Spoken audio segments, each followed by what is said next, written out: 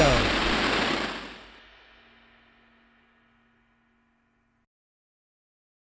Hey everybody, welcome to the Masters Fantasy Show, brought to you by MastersFantasyFootballLeagues.com. As always, I'm joined by the Masters crew, the Doc, Dynasty Owl. What's up, guys? How you doing today? Doing fantastic. Yeah, I'm great. Glad to hear it. As always, a beautiful day to be alive. Right before we jump into today's episode, just want to pass along some pretty cool information. I've been thinking about running a promotion here, and what we're going to do is for anybody who hits the like and subscribe button today, I'm going to shoot you the Doc's cell phone number. Oh, yeah. And, anytime there's an injury, this is the guy I go to help me clarify some stuff that's going on. There you He's agreed to be 24/7 hotline. I'm ready for it. For all your guys' injury questions. I'm on call. No, but seriously, if you could hit the like and subscribe button, come be a part of the Masters family. Love to have you. Pretty cool episode today. Redrafts are happening every night. I think this past weekend we ran 4 both nights. This is our most recent redraft league. We're going to be going round by round, giving you our least favorite picks of every round. This episode is going to be spotlighted on the first 4 rounds of the draft, so 1 through 4. Are you guys ready to jump into this? I am. Let's do it. Yes. Perfect, man. So round 1, in here, man, taking a look at it, your least favorite pick of round 1. And it's tough with round 1. It is Yeah. tough. I say it's hard to make a case against any of these guys. Yeah, I think it would more just be like position for Right. me. I mean, I can't argue it, but like for me, taking Kelsey at 1.4 is very high. Mm-hmm. Like I get it, and he's probably going to be the number 1 again, but I don't know. That's a very high investment for a tight end, which we've talked about a lot. The positional value is just not quite as high as the other ones, so I understand it, but I personally don't like that pick. Yeah, because I think you still could have got a stud running back there, and that's Right, probably the route right. I would take. And then maybe even because you never know how far Waller's going to come back either. Right. I'm saying for me personally, I'd rather take the chance having the stud running back in Right. Waller Exactly. personally. Right. Yeah, and I think that's a great point because if you check out the Yeah. the flow of this draft, Rockstar 16 grabbed Zeke at the 1.9, and then he turned around and got Eckler. Meanwhile, let's see, Derek got You mean Kelsey at Waller, right? Yeah, that's Eckler. Yeah, Waller. Yeah, yeah. Waller. Then let's see, the guy who got Kelsey came back and took Calvin Ridley in the second. So yeah, I like the strategy, grabbing that stud running back. In terms of biggest reach, it's kind of hard to nitpick. I love Nick Chubb, but I just think with Kareem Hunt there and everything, I don't know if I'd use a first rounder on him, but I think he's super safe. High floor type of player, but doesn't have that high end ceiling a Saquon or even a Clyde Edwards-Helaire some of these sophomore running backs have. So for me, Nick Chubb might be my least favorite pick other than the Kelsey one.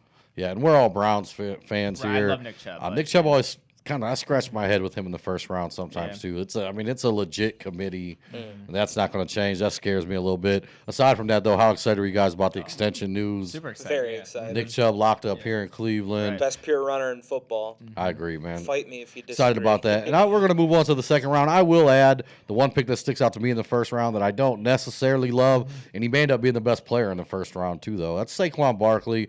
I'm concerned. You can see the drop. He was a top 5 guy. Then it was in the 8-9 range. Now we're looking at the turn. I mean, for me, I'm just starting to get concerned wasting a first-round pick on a guy that may miss a part of the season. Yeah. But Right. we'll see. That remains to be seen. All right, going to move on to the second round here. Anybody stick out to you as your least favorite pick of the second round? Yeah, I mean, right off the top, I'm a little surprised that Clyde, as much as I love Clyde and have talked him up, I'm kind of shocked he went 2.1. And just like based off where we've seen him going, like third round or like end of the second round, at the very earliest, I don't like it for that reason because this guy in particular probably couldn't have, but in most cases you wait and you could get Clyde in like the third round. I don't know that he lasts, so if he really likes Clyde, I get it, but I just think it's a little early based on what we've seen ADP wise and things like that. Yeah, so mine, I'm probably going to go with David Montgomery, and it hurts me to say it because, he had a phenomenal end of the year. Was he RB3?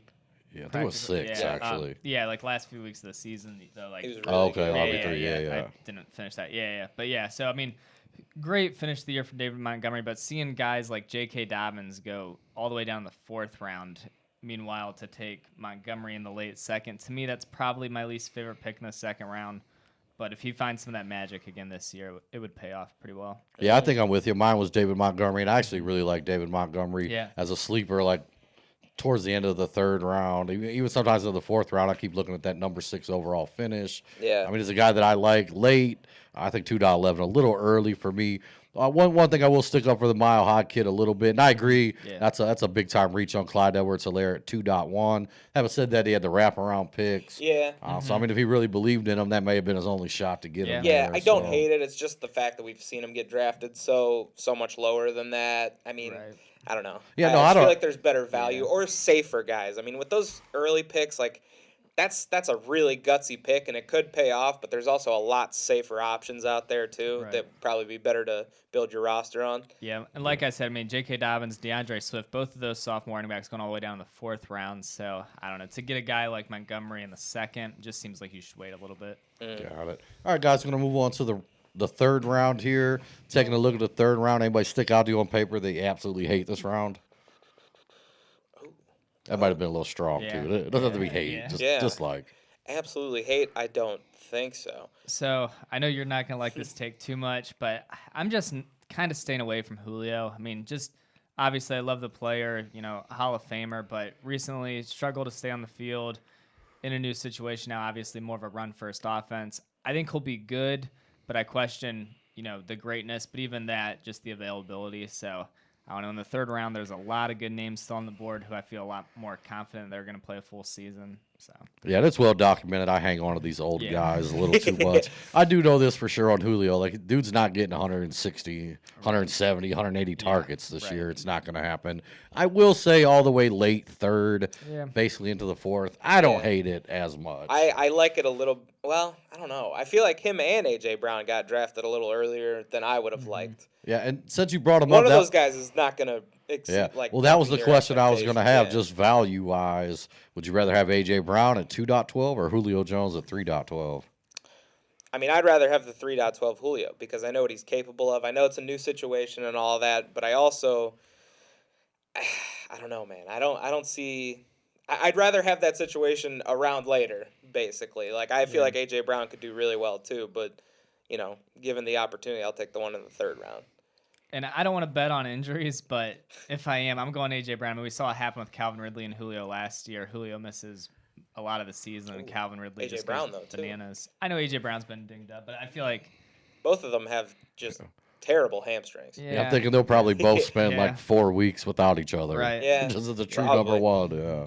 Interesting. All right, and they're going to move on to the final round here, the fourth round. Like I said, we're doing rounds 1 through 4. Check out our next video. We'll be doing 5 through 8, etc., so on and so forth. With that said, let's jump into this, though. Fourth round, least favorite pick. Floor's all yours. I mean, this is kind of an easy one for me because I've said it before. Actually, you know what? I'm just going to go different because I've kind of beat I beat the Josh Jacobs train to death a little bit there. I kind of feel bad now. I don't want to be picking on him too much. I'll say, and I love this guy too, but T.J. Hawkinson at 4.12 is a touch surprising to me. I know he was the 5th tight end last year. I can understand the logic behind that, and he's kind of poised to have a good season. That's all the rumors, all the talk has been that he looks good. They're going to value him big time. Obviously, not a ton of other weapons there in Detroit to throw to, but I mean, that's a lot of faith in a guy that's, significantly lower than all these other guys like Kittle or Kelsey, Waller at this point, and he's being taken just around after some of those guys. I mean, that's a tough pick for me. I don't know if I'd have the guts to do that at this point. Yeah, so the doc kind of already hinted at, but I'll just go out and say it. Josh Jacobs is mine. Wasn't great last year. Then the addition of Kenny and Drake and just everything that's unfolded for his fantasy situation, don't love it this year. Yeah, and for me, I'm just going to, and I don't know, some people may hate this pick. I'm taking Deontay Johnson in the 4th round. Yeah. And it seems like there's been a lot of hype growing for Deontay. I've seen it in trades recently. Yeah. I'll be honest, I'm scratching my head a little bit about it, man. I'm not even sure he's going to be the best receiver on that team. Right. Big Ben's age. Love him in Dynasty. Redraft this year. I think that's a little too early for me in the 4th round. Yeah. I mean, I think those are all 3 guys, and we'll touch on the 5th round later, but I think all 3 of those could have been 5th rounders. There's some guys in the 4th round. in the 5th round I would have much rather had. I think you make Completely the argument agree. for ETN too. Now that I Yeah. think about it a little more, I really don't like that he's going that early. I feel like if he's ever going to have a year where he's not that good, it would be this year. I think it's going to take a little bit of time for him to get acclimated into that offense and how they use him. And to take that kind of, a 4th-round pick, there's other running backs that have been there, done that, and have a clear-cut situation. We still don't really know what ETN's going to do or what his role is going to be. So, ETN or Josh Jacobs? well, ETN. I'd probably take the lottery ticket and hope ETN ends up doing Me what. too. Yeah, I and the think he'll do. PPR upside. Yeah. And I mean, I remember like back to draft night when they drafted him, like immediately shock value was I felt like James Robinson wasn't even worth a 3rd rounder anymore. Yeah. Well, that seems to have changed. Yeah, I people think have we've kind of all come back down on that. settled yeah. in. I do think he's going to have a valuable role on that offense this year. You guys have said it a bunch of times, kind of like a Ingram Kamara type of situation. Yeah. So I do think that hurts his value in the long run. I will say one thing I really like about ETN. I do expect Jacksonville to play from behind a lot. That defense is still pretty rough. Yeah, and I got a feeling, man, this guy could be in for like 70 catches maybe this year. I mean, it's possible. Yeah, So that's why for me, like if they use him that way, that's great. But I don't know that they target him that much. yeah, no, I'm with you. But I like the lottery ticket aspect. Oh yeah, of I it, love just that in aspect case. of it too. All right, guys, that's going to wrap up this edition. Just want to pass along real quick. Look for a place to play Redraft Fantasy Football. We're running drafts every single night all the way till the season kicks off. This week, we start the Copper Lives on Wednesdays. We got Silver Lives on Sunday. Bronzes every day of the week. So sign up, man. Come hop in the league with us as your commissioners. Best commissioners you'll get, I promise you that. Any last words, guys? Thanks for listening. Thanks for listening, guys.